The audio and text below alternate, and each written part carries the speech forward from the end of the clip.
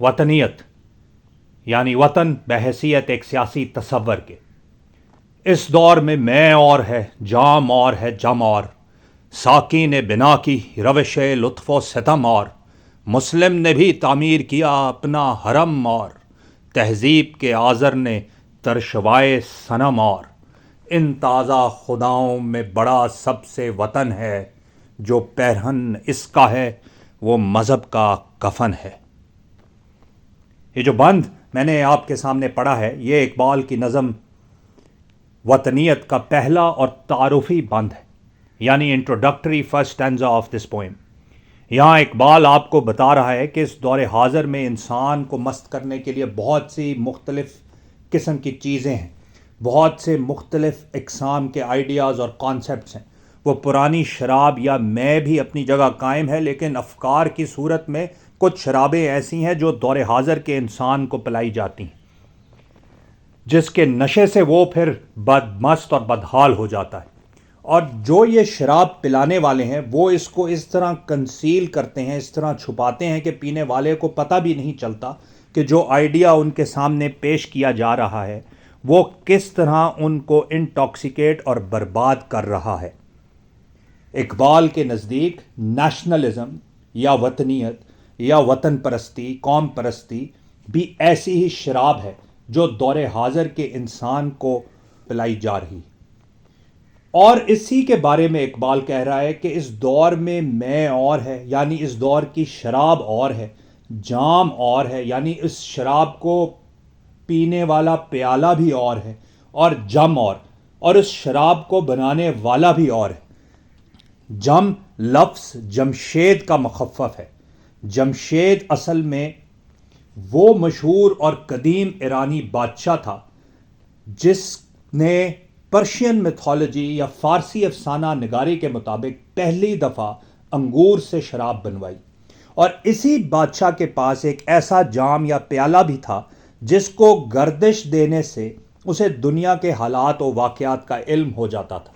इसको जामे जमशेद या जामे जम भी कहते हैं। और अब आपको समझ आएगी कि इकबाल का यहाँ असल में मतलब क्या है कि इस दौर में मैं और है, जाम और है, जम और, साकी ने बिना की रविश लुत्फ़ व सितम और इस दौर में जो साकी है यानी शराब पिलाने वाला है उसका भी अपना ही तरीका है, अपना ही एक नया अंदाज है। ये इकबाल का इल्मुल बयान है और वो असल में मेटाफॉर्स इस्तेमाल करता हुआ, इस्तारात का इस्तेमाल करता हुआ आपको बताने की कोशिश कर रहा है कि इस दौर की मैं यानी शराब भी फ़र्क है, जाम भी फ़र्क है, जम यानी शराब बनाने वाला भी फ़र्क है, और साकी यानी शराब पिलाने वाला भी फ़र्क है। इस सारी सिचुएशन में जबकि हर चीज़ में तगय्युर है, तो आज के मुस्लिम कहाँ खड़ा है? मुस्लिम ने क्या किया है? मुस्लिम ने भी तामीर किया अपना हरम और, तहज़ीब के आज़र ने तरशवाए सनम और। आज़र हज़रत इब्राहीम अलैहिस्सलाम के वालिद का नाम था और कुरान की सूरह नंबर 6 यानी सूरह आले इमरान की आयत 74 में इसका जिक्र आया है। बिस्मिल्लाहिर्रहमानिर्रहीम। व इज़ क़ाला इब्राहीम, और याद करो वो वक्त जब इब्राहीम ने कहा ले अबी ही आज़रा, अपने वालिद आज़र से, आ तत्तख़िज़ू असनामन आलिहातन, क्या आपने इन बुतों को अपना इलाह बना लिया है?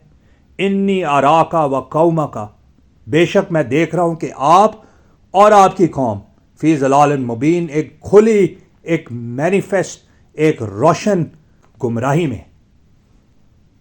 आप ये देखें कि इकबाल ने इसी आयत से लफ्ज़ सनम भी लिया है। आयत में लफ्ज़ असनामन आया है, सनम की जमा असनाम, तो इकबाल ने लफ्ज़ सनम भी इसी आयत से लिया है और आज़र भी इसी आयत से लिया है। मुस्लिम ने भी तामीर किया अपना हरम और, तहज़ीब के आज़र ने तरशवाए सनम और, इन ताज़ा खुदाओं में बड़ा सबसे वतन है, जो पैरहन इसका है वो मज़हब का कफन है। यानी इस दौर में जहाँ शराब, जाम, जम और साकी सब नए हैं, वहाँ मुस्लिम ने भी अपना हरम और बना लिया है और तहज़ीब के आज़र ने इस हरम के लिए नए बुत भी बना दिए اور اب مسلمان کے لیے اس نئے حرم میں وہ بت موجود ہیں جو اس کو دور حاضر کے آزر نے بنا کر دیے.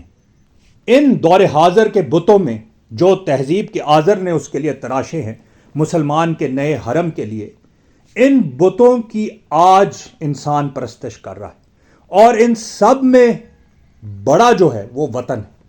یہ آئیڈیا آف جیوگرافیکل نیشنلزم جو ہے، یہ جو آئیڈیا ہے کہ ہم عرب ہیں، ہم ترک ہیں، ہم افغان ہیں، ہم بلوچ ہیں، ہم پٹھان ہیں، یا ایون ہم پاکستانی ہیں یا بنگالی ہیں، کوئی بھی اگر ایسا آئیڈیا آپ کے دماغ میں ہے تو اقبال کے نزدیک یہ دور حاضر کا سب سے بڑا بت ہے جس کی عبادت میں آپ مصروف ہیں، اور جو اس بت کا لباس بنتا ہے، یعنی اس بت کی حفاظت کرتا ہے اور اس کو جسٹیفائی کرتا ہے، وہ اصل میں اسلام کے کفن کا بندوبست کرتا ہے.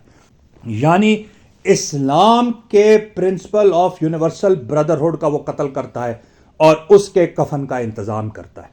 یہ بت کے تراشیدہ تہذیب نبی ہے، غارت گرے کاشانہ دین نبوی ہے. یہاں سے اس نظم کا دوسرا بند شروع ہو رہا ہے، اور اقبال اس بت کی مزید وضاحت کر رہا ہے کہ یہ جو نیشنلزم کا بت ہے جس کو اس نئی تہذیب نے تراشا ہے اور جس کی پرستش دور حاضر کا مسلمان بھی کر رہا ہے، یہ اصل میں دین محمد صلی اللہ علیہ وآلہ وسلم کا سب سے بڑا دشمن ہے. یعنی دین نبی صلی اللہ علیہ وسلم کا جو کاشانہ یا گھونسلہ ہے یا گھر ہے اس دین کا، اس کو غارت کرنے والا، اس کو تباہ کرنے والا یہ نیشنلزم کا بت ہے. بازو تیرا توحید کی قوت سے قوی ہے، اسلام تیرا دیس ہے، تو مصطفی ہے.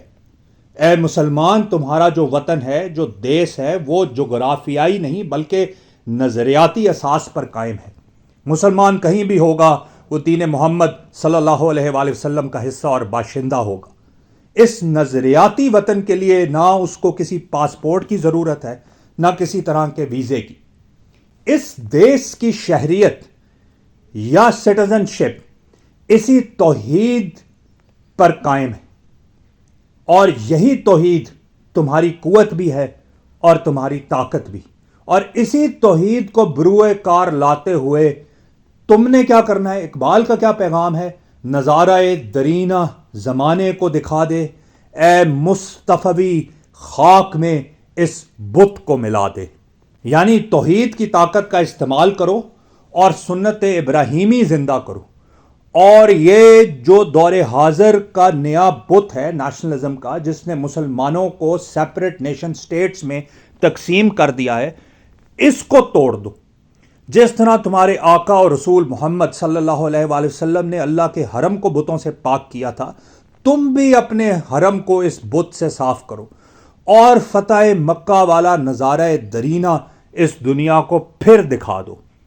یہاں ضروری بات یہ ہے کہ اقبال نے اس امت کے لیے مصطفی کا لفظ استعمال کیا ہے، اور اس ایک بند میں اس کو 2 دفعہ استعمال کیا ہے. اسلام تیرا دیس ہے، تو مصطفی ہے، نظارہ درینہ زمانے کو دکھا دے، اے مصطفی خاک میں اس بت کو ملا دے. مصطفی اللہ کے رسول محمد صلی اللہ علیہ وآلہ وسلم کے نام گرامی مصطفیٰ سے اخذ کیا گیا ہے. مصطفیٰ کا مطلب چوزن ون ہوتا ہے، جس کو خاص طور پر چنا گیا ہو.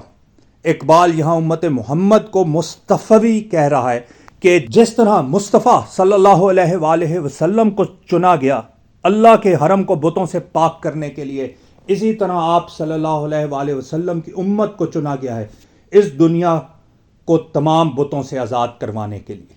نظارہ درینہ زمانے کو دکھا دے، اے مصطفی خاک میں اس بت کو ملا دے.